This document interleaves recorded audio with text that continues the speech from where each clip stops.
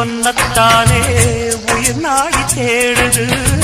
காவேரி எங்கே போகும் கடல் வந்து கூடுது.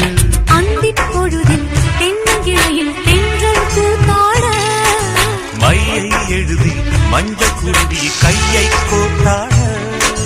அடங்காத ஆசை கொண்டு நானும் போராட.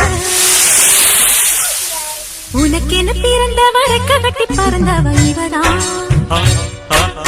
என விட உனக்கு இங்கு மனசுக்கு பிடிச்சவ எவதான்.